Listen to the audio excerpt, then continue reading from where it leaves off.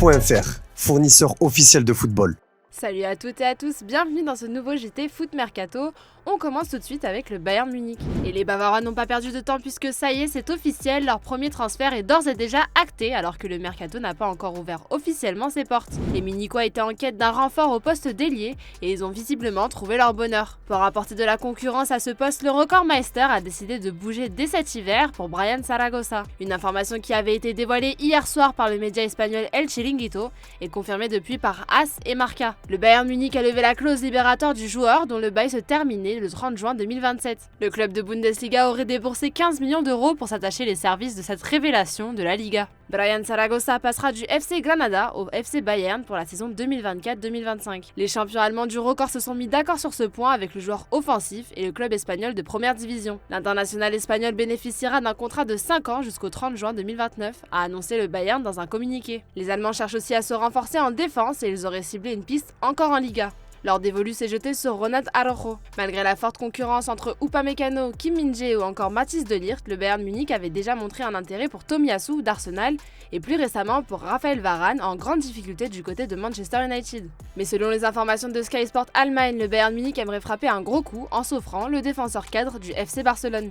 Le défenseur prometteur et international uruguayen serait une priorité pour Thomas Tuchel et les dirigeants bavarois qui aimeraient l'enrôler pour 2 ans. Un sacré coup sur le marché des transferts si cela venait à se confirmer, mais l'affaire sera compliquée à boucler puisque le Barça est actuellement en négociation pour prolonger son contrat, lui qui avait déjà renouvelé l'été 2022 avec le club catalan. Le défenseur uruguayen est d'ailleurs lié avec le Barça jusqu'en juin 2026 et sa clause libératoire s'élève à 1 milliard d'euros. Un intérêt qui pourrait rapidement se transformer en feuilleton si le défenseur central fait part de ses envies de rejoindre la Bavière. Mais les Barcelonais, eux, seraient intéressés par Joshua Kimmich, un intérêt qui semble être mutuel. En quête d'une solution à long terme pour le rôle de pivot, le champion d'Espagne a fait de Joshua Kimmich l'une de ses priorités à ce poste. Après avoir déjà été approché l'été dernier, l'Allemand ne serait pas insensible à l'appel du pied du club catalan. À en croire les informations de Mundo Deportivo, le Munichois serait tenté de franchir le pas à l'avenir.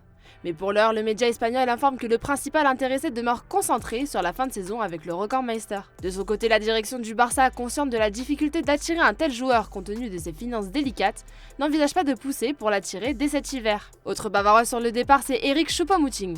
Dans l'ombre d'Harry Kane, il doit se contenter des miettes laissées par l'attaquant anglais. L'aventure du Camerounais au Bayern Munich devrait se terminer à l'issue de la saison, soit à la fin de son contrat en juin 2024. Si Sky Sports assure qu'un départ cet hiver n'est pas prévu, un départ l'été l'est, et le contrat XXL de Choupo-Moting devrait limiter les offres. Alors l'Arabie Saoudite pourra en profiter pour enrôler le buteur de 34 ans, qui toujours selon Sky Sports serait tenté à l'idée de rejoindre le golf. Cela nous amène à la question du jour, dans quel secteur le Bayern doit-il recruter en priorité? On attend vos avis dans les commentaires. Hier, Dimitri vous demandait si le PSG doit faire confiance à Gianluigi Donnarumma pour l'avenir, et vos avis sont mitigés. Certains pensent qu'il faut laisser du temps au portier italien, et d'autres aimeraient voir Arnaud Tenas prendre sa place dans les cages. Dans le reste de l'actu, c'est la conséquence au drame qui est survenu à Nantes ce week-end avec la mort d'un ultra de la Brigade Loire. Selon les informations de RMC, tous les déplacements de supporters d'équipes visiteuses seront interdits en Ligue 1 jusqu'au 18 décembre. Cette date a été retenue car c'est le jour de la réunion de l'instance nationale du supporterisme, en présence notamment de la ministre des Sports, Amélie Oudéa-Castéra. Les préfets prendront des arrêtés suite à la décision du ministère de l'Intérieur. Cette décision est prise en attendant l'organisation d'un plan plus large et plus ambitieux des autorités. Cela devrait intervenir d'ici la fin de l'année 2024. L'une des pistes de réflexion est le renforcement des interdictions de stade, mais cela passera par la case parlementaire. Des nouvelles de James Rodriguez. Alors qu'il semble doucement se diriger vers la fin de sa carrière après une aventure qui aura été riche et marquée notamment par de brillants passages en Europe avec l'AS Monaco, le Real Madrid ou encore le Bayern Munich, ses passages à l'Olympiakos ou encore à Al Rayyan lui ont laissé un goût amer. En rejoignant les Merengues après une Coupe du Monde 2014 d'anthologie, le milieu offensif colombien est devenu une star internationale. Alors que son aventure madrilène avait parfaitement démarré, blessures et manque de confiance ont eu raison de son rendement. Pourtant, l'actuel joueur de Sao Paulo aurait pu faire un autre choix de carrière. Il s'est confié sur la chaîne Twitch de Pelican Girl sur son arrivée au Real Madrid, alors que le PSG et Manchester City étaient également sur ses traces. Le PSG et City me voulaient. Les deux équipes sont venues avec des offres plus importantes que le Real Madrid, mais je voulais la gloire. Je voulais le Real Madrid. Il n'y a rien de tel que le Real Madrid. Florentino Pérez m'a appelé et m'a demandé pour me convaincre, que veux-tu?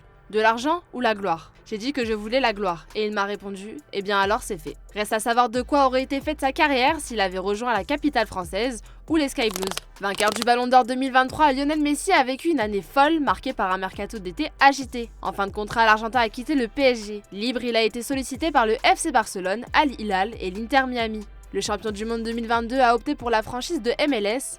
Lors d'une interview accordée à Times alors que le média vient de l'élire sportif de l'année, il a avoué qu'il avait hésité. La vérité est qu'heureusement j'avais plusieurs options intéressantes sur la table et j'ai dû les analyser et réfléchir, peser le pour et le contre avec ma famille avant de prendre la décision finale de venir à Miami. Ma première option était de retourner à Barcelone, mais cela n'a pas été possible. Il est également vrai que plus tard, j'ai beaucoup pensé à aller dans la Ligue saoudienne. Je connais le pays où ils ont créé une compétition très puissante qui peut devenir une ligue importante dans un avenir proche. À la fin, c'était l'Arabie Saoudite ou la MLS et les deux options me semblaient très intéressantes.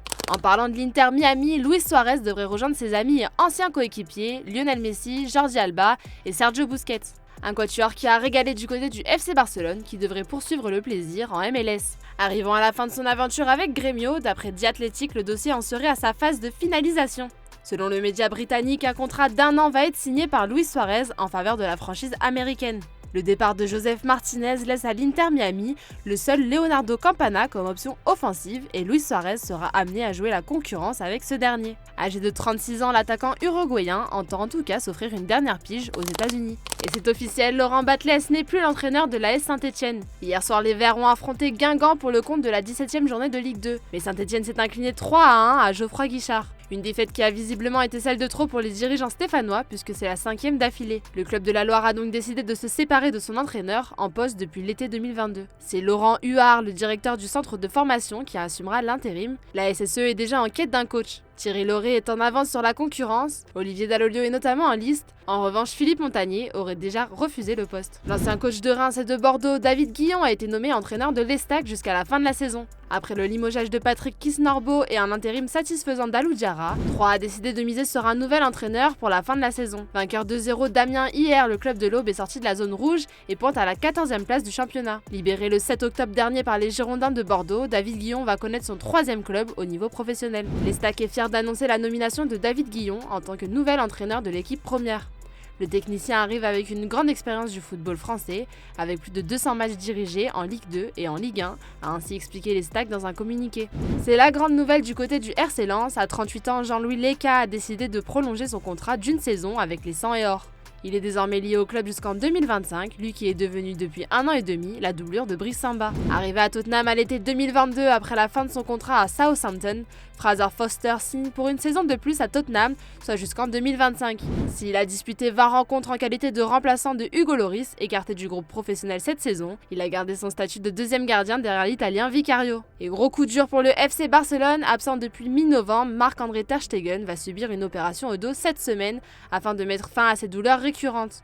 Il va devoir observer plusieurs semaines de repos et espère revenir pour les 8e de finale de la Ligue des Champions en février prochain. Et c'est Iñaki Peña, excellent contre l'Atlético ce week-end, qui assurera l'intérim. Les Gunners se sont imposés hier soir face à Luton Town dans les dernières secondes du temps additionnel au terme d'un match fou grâce à Declan Rice, un but qui a fait plus que plaisir aux joueurs mais aussi aux supporters d'Arsenal. C'est notre image du jour, bonne soirée à tous et à demain pour un nouveau JT sur Foot Mercato.